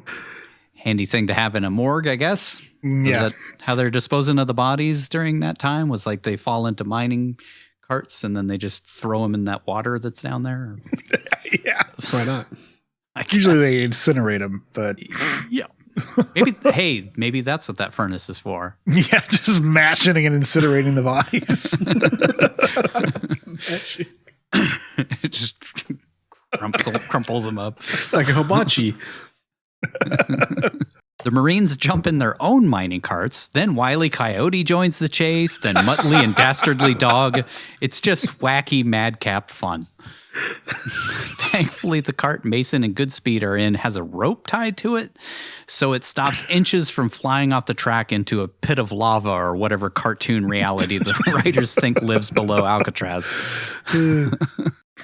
Goodspeed is thrown to a hanging smelting basket or something, while Mason is stuck to the rope that was holding the mining cart, which I'm not sure how that would work, seeing as they were inside the cart, but the rope was like attached to the cart back. But now it's wrapped around him. Now it's wrapped around his foot. Anyway, Mason calls Stanley a fucking idiot. I'm fine, you fucking idiot. Like, how is this Stanley's fault? You know, there's no respect. When the Marines get close, Mason sets fire to Dr. Perry Cox's feet using the one item he was given on the helicopter earlier that served zero purpose for the mission they were actually trying to accomplish. Don't understand. Here's some washers, some lighter fluid, pack of Tic Tacs. The bad guy falls into the water but dies somehow, even though it was like a 6-foot drop into water. And the other Marines chuck a grenade into the basket Goodspeed is hiding in, but it conveniently doesn't explode instantly, like when any two objects slightly bump into each other in this movie. So he has time to pick it up and throw it back at them, which causes them to both be thrown backwards. Grenades just don't actually do anything in movies. No. I mean, that's probably the most accurate either that thing. or they create giant explosions, which grenades don't do in real life. No. But like it's shrapnel everywhere. Yeah, they don't blow up on impact. There's like a little timer in there, so that's probably the most realistic part of this movie is that he does have time to throw it back because they don't cook it. But every time they throw a grenade, shouldn't they have cooked it at any other time? They do later. He does. Somebody, I can't remember who it was. Somebody throws a grenade and they cook it, and you hear him counting. I think it's when they're down the road after the firefight inside have the disagreement. He's like 1, 2, 3. He throws 2 of them at him. Yeah. Goodspeed triggers a lever, which causes his basket to start moving, and the Marines get in their own basket. So it's basically just a theme park ride at this point. Before they can catch up to and kill Stanley, Mason comes down from the ceiling to knock Tuco over the edge to his death. Wasn't he just like below and behind everything that's happening now? Because like the baskets start moving. He's tied up down below. They're in like a Scooby-Doo funhouse where they just go through one door and come out the other on the other side. How did he even get across the water? That like there was that big hole. He's James Bond. Okay, all right. That's the answer. It's old hat for him. Yeah. Mason struggles with the other Marine in the basket, and Stanley shoots him after he gets the jump on John while screaming,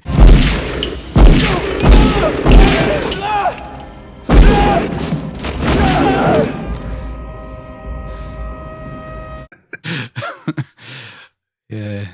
I mean, you know, this is the first time he's ever killed somebody. So very dramatic for him. Really reminded me of what at the end of Face Off when he stabs him with the harpoon gun. Oh yeah. Mason tells him he's rather glad he didn't hesitate too long because he said that thing earlier about not hesitating. Never hesitate. Like I said, just I guess called him a fucking idiot. I think that was to foreshadow him not hesitating to stab himself in the heart. That's my theory of what the hesitate thing was, but it could also just be this. Glad you didn't hesitate shooting that guy in the face. Hummel and his men bring a hostage out to a courtyard and hop on the loudspeaker to tell Mason and Goodspeed that if they don't bring back the guidance chips, they'll kill this guy. Goodspeed pulls out the chips, and Mason immediately smashes them, so he won't have a chance to give those away or give them back. That's tactical, you know. Take it away from the guy who would probably give the chips back. Mm-hmm. He tells Stan because he's remembering like when Stanley was interrogating him. He was just like giving him everything he asked for. So he knew that Stanley's a terrible negotiator. Yeah. Offer me coffee. Yeah. Take my cuffs off. Take my cuffs off. Get naked, play guitar. He tells Stanley there are 3 to go, so he'd better go and find them while he tries to delay Hummel to give Goodspeed more time. John waltzes right into the prison past all the hostages to the courtyard. Well, he didn't open up the cells and let the hostages go. I mean, where would they have gone, though? I guess, yeah. At that point, they're more of a headache than, yeah. But that could have been a good tactical decision because then the Marines would all be trying to round the hostages back up. They would have just murdered them. Yeah, it might have gotten a lot of hostages killed. But yeah, that's one of my Coppola questions. Why he wouldn't let them go. Maybe he could recruit a couple of them to help. I don't know. Give that lady a gun. I was going to say, give that lady a gun. She's handy with one. She's already die know hard, this bitch. That'd be great if they both died and then it just was her story the rest of the movie. He tells Hummel that he's the only one left. I'm the only threat left or something like that. He says it in a really weird way. While Goodspeed manages to disarm another rocket moments before a couple of Marines rappel from the air like Spider-Man. Weird. Yeah. They're the best of the best. Rather than just like shoot him, they kick him through a door and he runs off with the chip. Meanwhile, Mason tells Hummel what he's doing is an act of lunacy and says, Personally, I think you're a fucking idiot.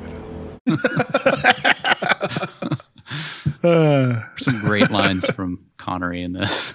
Hummel knocks him to the ground and asks for the guidance chips, and before he can shoot Mason, they hear gunfire from the distance. So I guess they decided to shoot at him after they kicked him through the door, but they don't want him dead. Yeah, they say that Hummel wants him alive for some reason. Yes. So, yeah. Why are they shooting at him then? Yeah. We see Goodspeed destroy the chip he just removed from the rocket, and he's attacked by a zombie through the wall. Or Roy Batty from Blade Runner. I don't know. The guy just like reaches through the wall and grabs him. And he says he's lucky that they don't kill him because Hummel wants him alive there. Just like, why? Why? Bargaining, I guess. Or maybe Hummel just really didn't want to kill anybody. Yeah, Hummel didn't want any more dead. He wants to make sure that his guys know that, Yeah. If you find any more people, don't kill them. We see a caption that says 52 minutes to deadline and see Mason and Goodspeed each in a cell. Mason so at this point, it's is it morning? Is it daylight by that point? Yeah. Or is it still dark out? It's starting to hit dawn, yeah. Okay, that's right. I got a point about that later on. Mason tells Goodspeed, and when there was no meat, we ate fowl. And when there was no fowl, we ate crawdad. And when there was no crawdad to be found, we ate sand. Then Goodspeed hands him some pink snowballs. And it felt like it had to be a Raising Arizona homage because the camera's looking down on him laying in the cell, just like in Raising Arizona. I feel like there's a lot of those if you go through all of these movies. It's kind of other directors referencing Cage's past performances. Hard to see Michael Bay being a fan of the Coen brothers, but yeah, who knows? Raising Arizona, I would say that one's pretty approachable. Cartoony. Yeah. Yeah, it's got explosions Michael and Bay shit in can it, wrap so his head around like cartoons, Yeah. Guy explodes. Yeah, he probably loves the climax with the biker from hell. Explodes. Spoilers for Raising Arizona. No, really, Goodspeed just repeats what the guy said when he captured him. I'll take pleasure in gutting you, boy, over and over, and rants about how the Marines are filled with pubescent volatility. And let me tell you, you do not want people with pubescent volatility around you in prison.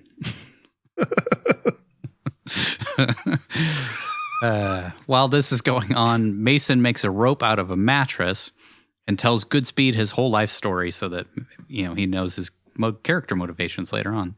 We cut to the White House, where they say they haven't heard from their men on Alcatraz for 7 hours. So they decide to okay the thermite plasma bomb thingy to wipe out an iconic structure that's part of the National Park Organization monsters. Oh, and kill 81 civilians and bunch of Marines and stuff. Who cares about that part? National parks. Well, he's doing the math. You know. Preserve our national parks. That's all I'm saying. Protect our Mason, parks. Why the hell is Alcatraz a national park? it's not a national park. It's just part of the national park system.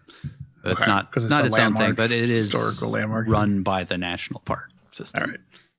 It's in the it's one of those offshoots, which for the longest time, like the St. Louis Arch was, but now it's a national park, and I'm like, why? How? In what world is the St. Louis Arch a national park? I don't understand that at all. It's probably from funding or something. It Yeah. ties into the I guess bureaucratics of running them. maybe it's to preserve because it's on the shores of the Mississippi, so maybe it's preserving the Mississippi in some way. I don't know. Makes no sense. Mason uses the rope to pull a lever opening his jail cell while Stanley asks, How, in the name of Zeus's butthole, did you get out of your cell? you know, because he knew how to get through the tunnel system and all that stuff, but he never answered how he got his cell open. And on cue, John opens Stanley's cell. In the Marines Control Center, some doofus who somehow becomes the main character of the last 20 minutes of the film yells about the location of the other two rockets as if Hummel doesn't know. General, 2 operational rockets left. One's at the lower lighthouse and there is one on the roof and both of the birds are ready to fly, sir. General, can you hear me? I heard you, Captain. Oh, just making sure. And then Candyman asks him if they should prepare to launch. That guy just turns into like he's just the bad guy now. Yeah. He's just the dude. I remember seeing him in the rappel scene and that's about it. But then this last act, it's all him. He's the powerhouse. Yeah. Outside, Mason heads for the exit since he vowed not to die on this toilet. And Stanley tells him, You're not leaving! There's a madman in there with his hand on a button! Mason tells him he could see in Hummel's eyes that he won't actually launch the missiles, which Stanley's very upset that he's going to take it on a whim, that he's not actually going to blow anything up, kill millions of people. Back in the control room, Hummel gets a call 3 minutes before the deadline, and they ask for another hour. Candyman says they're calling your bluff and playing you for a fool. And then that doofus who was yelling earlier says, come on, let's be all we can be. Isn't that the Army slogan? Quick fact, that is the Army slogan and not These are supposed to the be Marines. They would hate Yeah. that. They should have just shot that guy right there. The men all goad Hummel into launching a missile, and he finally agrees. Outside, Goodspeed decides he doesn't need Mason and heads off to kick the platoon full of Marines' asses by himself as Mason runs for it. Stanley is caught immediately, like literally seconds later. And he asks his captor whether he wants to end up in a glass jar or a plastic bag because the wind will carry the gas back to the island if they launch. What weird containers to choose. Glass jar. Plastic bag. Yeah. The Marine tells Stanley, sure, let's go. And just then Mason shows up and breaks the guy's neck.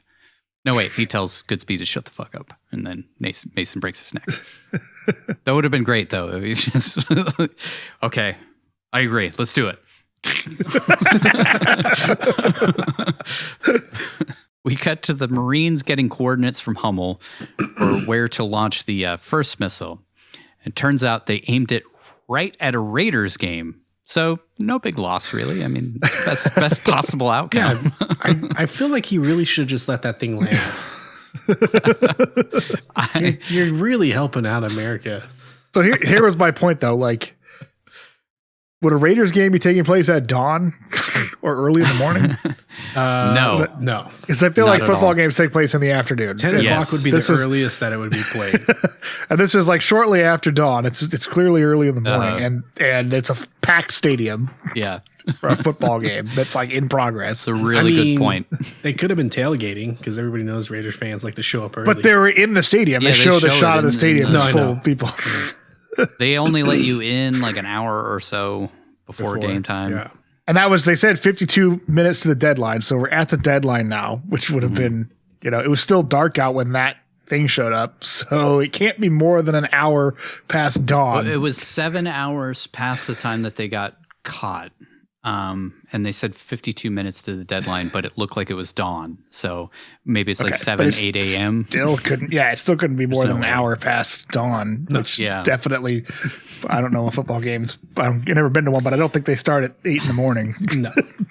I've been to. It was in October. So, cause they said it was October 5th is earlier in the movie when Stanley's doing his, they're disarming the bomb. He says it's October 5th. It's October. Yep. Whatever. So, it would have had to have been probably 7 or so to be dawn in October, 7 or 8 in the morning. Yeah. On the West Coast. So, yeah. The latest that football game could be going on was probably like 9 a.m., which I doubt. Yeah. I mean, yeah.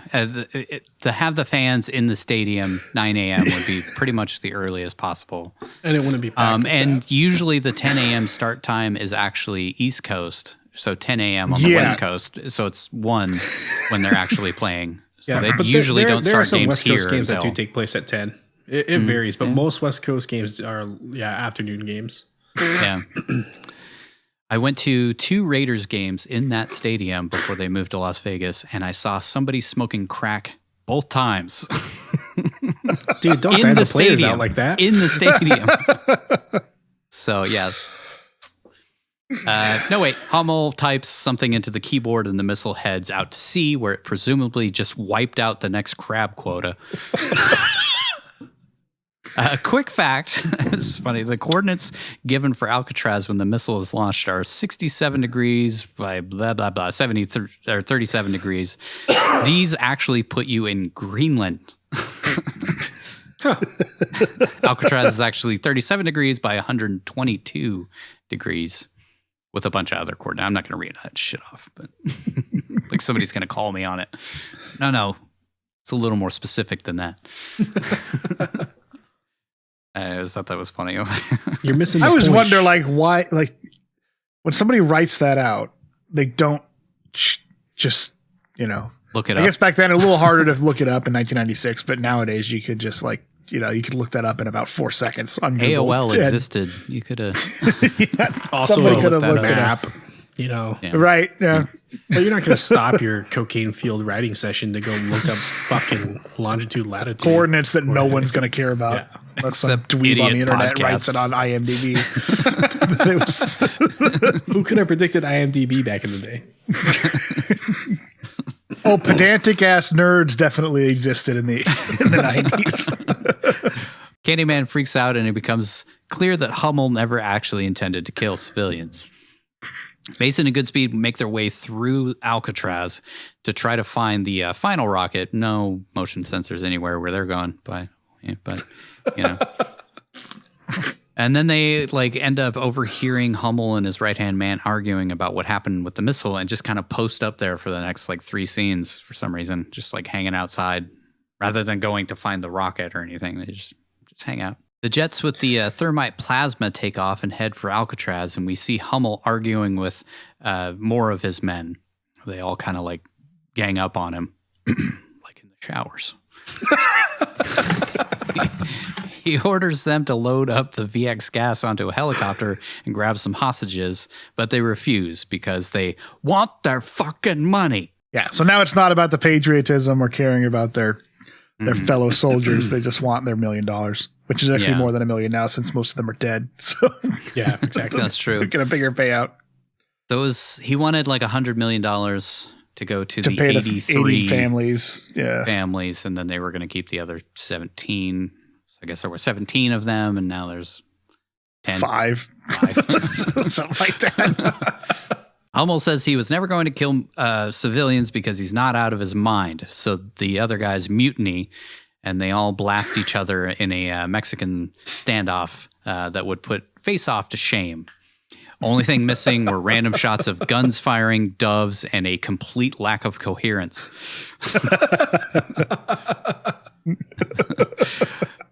That one just cuts away from the action, and we just see them all on the ground. This one actually. Yeah, I mean, give Michael Bay credit.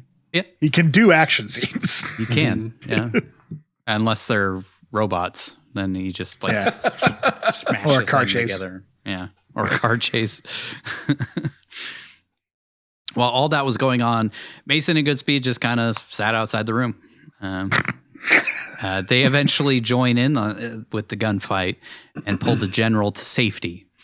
Goodspeed asks where the last rocket is, and he tells him it's in the lighthouse. And then Goodspeed heads out to disarm it while Hummel dies, and Mason hops in a bathtub to avoid some grenades being thrown at him by that be-all-you-can-be guy. Goodspeed finds the final rocket and pulls out the VX gas, but is interrupted by Candyman, who decides to take Stanley out with a knife for some reason. When Goodspeed asks if he has a gun. Yeah.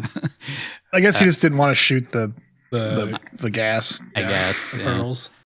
It seems like getting in a one-on-one tussle with him would also have dropped the pearls and killed both of them. So yeah, I don't know what his end game there was. Maybe he didn't have a hook. I think he didn't have a hook available. God damn. Stanley should have called him in the mirror.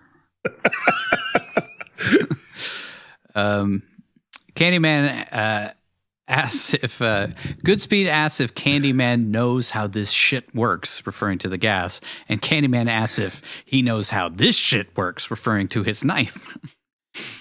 Goodspeed works his way around to a control panel where he launches the missile minus the VX gas right into Candyman's chest after asking him if he likes the song Rocket Man. Well, more accurately, he says, "Well, I only bring it up because it's you. You're the Rocket Man. Do you know how that shit works?" So he took out the VX gas from the rocket, but then reassembled the rocket so that it could launch. Mm-hmm. Yeah. Why? Why not? I don't know. So we can do this. Okay. And also, so the movie rocket could happen. Doesn't. I don't know how fast rockets take off, but I'm sure it's pretty fast. Faster than shown in the movie. Fast enough to slowly push a guy out a window, but not kill him, so that he falls to his death, and that's what actually kills him. I feel like it would have impaled him. It would have just gone through him. It would have just gone right through him, I think. He would have been ripped in half by the rocket. Yeah. Instead, Candyman is impaled on a fence post, and the rocket splashes in the bay. Stanley heads to the top of the lighthouse to remove the guidance chip, but he accidentally drops one of the VX gas marble thingies in the process. But he manages to grab it just in time before it falls off the edge, and rather than put it in a drain like he did the other gas balls, he just puts it in his pocket. You know, most deadly substance he could possibly carry around while in an action, scary sequence here. Just keeps it in his pocket. So the movie could happen. Uh-huh. While another guy shoots at him from a nearby building with a machine gun. Yes, Token Blackman's brother. Yeah. I got you, baby. I got you, baby doll. Or first he yells at him, like tips him off that he's about to shoot at him, which is what allows him to roll to safety and then not get shot.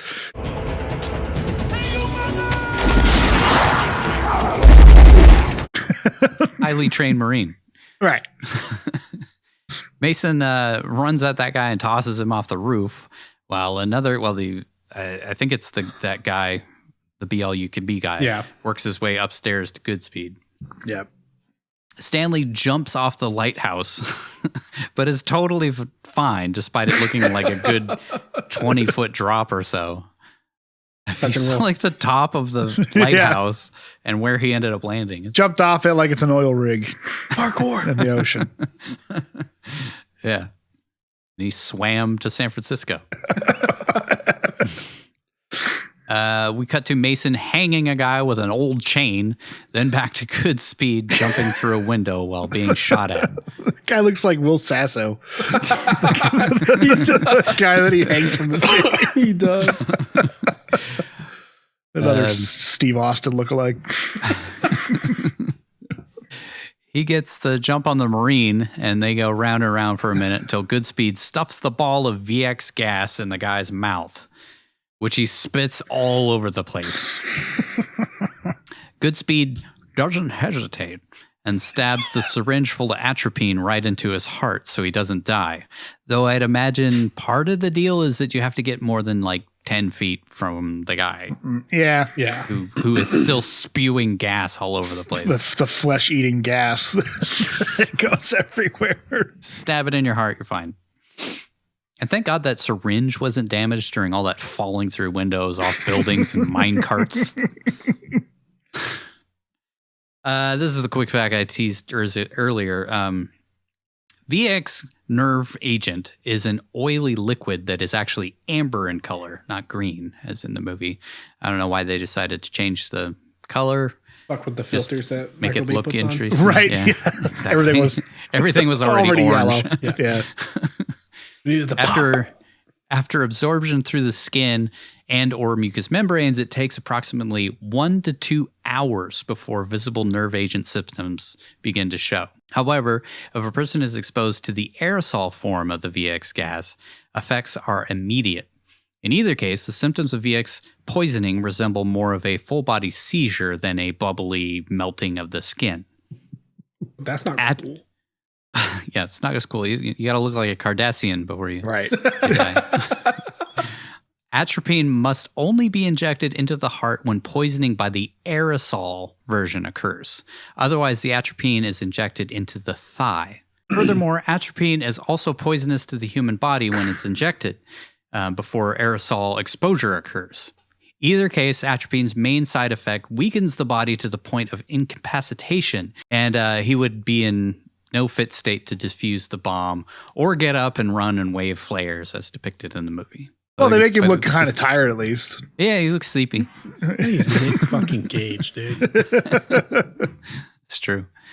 Anyways, Stanley writhes in pain on the ground for a second and almost passes out. But then suddenly, Michael Bihn's ghost tells him to light the flares so they know the threat has been neutralized. When he neutralizes the threat, the on-screen flares and we wait for the cavalry. I'm glad they threw that in there because I totally forgot that throwaway line at the very beginning. Or before the operation. That's probably when they were editing it. They were like, yeah, nobody's the going to editor was remember like, this. oh, we got to put this in that it. shit. It's been like 7 hours since we started this. Yeah. Again, the editor saving the movie. Yep. Shawshank Redemption, man. He obliges and heads outside, but wouldn't you know it, the jets are already there. And before the FBI sees the flares from a distance and tells them to abort the mission, they launch one missile. Quick fact, most of the scenes involving FA-18s are actually stock footage of the Blue Angels. That formation definitely looked like a Blue Angel. Yeah. Super tight thing. Yeah. Like the under the bridge shot. They do that every time they come here for Fleet Week. They do that every year. Might have actually been a real shot. Yeah. Because the Blue Angels do that maneuver. They go under the bridge and they go really tight over the top of Coit Tower and stuff. That's pretty sweet. Yeah, it is. It's actually, if you're ever in San Francisco during Fleet Week, go check out the air show. It's actually pretty badass. Goodspeed is thrown into the ocean by the explosion, but Mason jumps in and saves him. Howie, he was over on the other building. Also, why is it when explosions happen, it never actually hurts anybody? It just throws them. Yeah. Also, the explosion was close enough to throw him through the air without liquefying his entire body. And he falls off of, 100 feet up, wherever the hell he was, into the water, which is all a bunch of rocks all around the island. So he would have definitely been crushed by the surf, not just like gently fall into a pool of water like he does. Yeah. That water out there isn't known for being, dangerous or currents of any kind. The FBI radio the island, and Stanley lets them know that the hostages are all alive, though he probably couldn't have known that since he wasn't anywhere near it. But whatever. I guess they know that the backside of the island was hit, not the prison part of the island. Womack asks about Mason, and Stanley tells him he was vaporized in the explosion. She's very confused about later. He is the director of the FBI, but no idea about that stuff. That can happen? Oh, yeah. He tells Mason that Womack tore up his pardon to take the scuba gear that they came to the island with and head to his hotel room where he'll find clothes and $200 in a Bible. Like, I mean, I guess that was a 90s thing, like just keeping backup money. Just bring cash, yeah. But like the FBI doesn't have anybody hanging out at Stanley's hotel room. Like it's just, I guess maybe they wouldn't want. No, they're all in the warehouse. They're all in the warehouse, yeah. I have two questions of that. Okay, I guess the $200 I'm guessing was for Carla when she shows up. Buy yourself something nice, doll. Why does he have a hotel room? Because he like flew directly there and they just went straight to getting Mason and all that stuff. Did they actually have time to stop off? Maybe he got a hotel room for Carla. So I was thinking, when did he have a chance to like drop money off and clothes? I'm sure he did. I'm sure he had a hotel room because he was. I know, but like it was an emergency. He was grabbed in DC, flown directly to San Francisco. Yeah, but they would have still booked him a hotel room to stay at. You know, he wouldn't have had a chance to go to that hotel room, I don't think, unless he was staying. Well, no, he wasn't staying at the Fairmont. He was staying at Pacific Park something or other. If he was staying at the Fairmont, that would make sense. But they specifically called out that it wasn't the Fairmont. Probably because the Fairmont had a bunch of FBI agents at it. Yeah, true. Mason thanks him and tells him where he can find the microfilm that he stashed years earlier, thus endangering Goodspeed's life for the rest of time. But, you know, whatever. He says why does he tell him? Like, why does... I don't know. So this last scene could happen. He says he stashed it in Kansas. Ah, Kansas, a place no one would ever think to look for anything interesting. Kind of perfect, you know? Mm-hmm. Yeah. Quick fact, this is interesting. Michael Bay actually had an idea for a sequel that involved a now married Goodspeed in possession of the microfilm, but he finds himself being pursued by the government, exactly like I said. With no one else to turn to, he's forced to ask Mason for help, which would have been kind of a cool movie. We would have had to call it something completely different. The Hard Place.